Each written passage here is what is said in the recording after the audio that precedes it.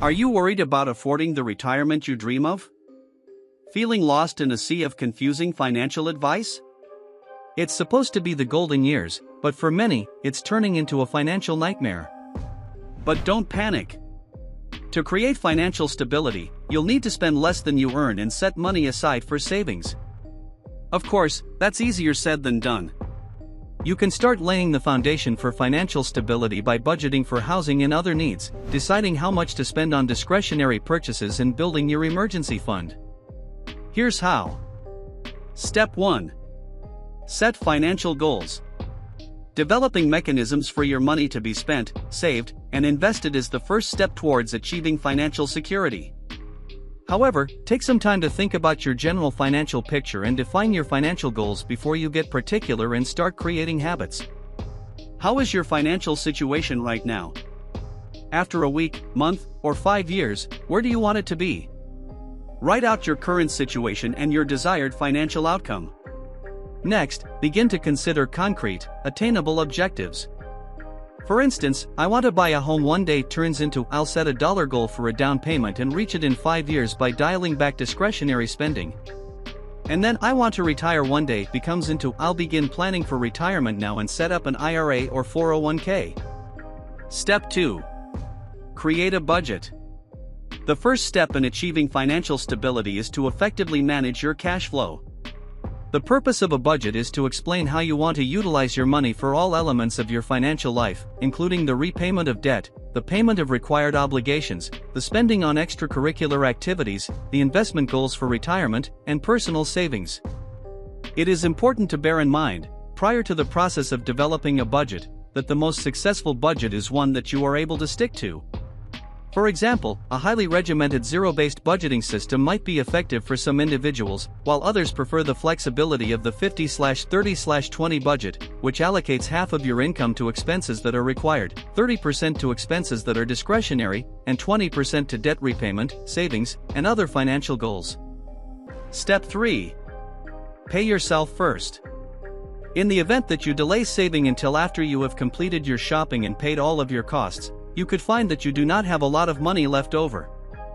When you pay yourself first, you will be able to save more money since you will be able to set up a transfer of cash into savings each time you find yourself in possession of a paycheck. In order to start saving money, you need first establish a separate account and then routinely transfer money into it. It is possible for you to establish your savings target based on your financial plan. If, for example, you wish to put aside 20% of your pay and your bimonthly income is $1,400 after taxes, you could put away $280. Step 4. Grow your emergency fund. While you are navigating a financial crisis, such as spending a significant amount of money or facing a loss of income, it is conceivable that raising your emergency reserves might aid you in avoiding taking on debt. This is because increases in emergency reserves can help you avoid taking on debt. It is possible that the sense of stability and confidence that you experience regarding your money in general might be attributed to the peace of mind that comes with knowing that you are able to pay for unforeseen bills. Even if you are really lucky and never have to utilize your emergency reserves, this is still something you should keep in mind. You may start with a target amount, such as $1,000, and work your way up from there when you reach your objective. The quantity of money that should be kept in a savings account is somewhere in the range of 3 to 6 months worth of expenses that are required to continue functioning. Step 5. Invest early and often. Investing consistently from an early age is essential to accumulating a sizable retirement fund. That money will go a lot farther if you start now, even if you're only able to contribute a modest amount each paycheck or are working part-time. Compound interest, or the interest your interest accrues, is partially to blame for that. If your employer offers a 401k plan, you might want to think about contributing a percentage of each paycheck to the account. If your company matches contributions, this is a really smart move.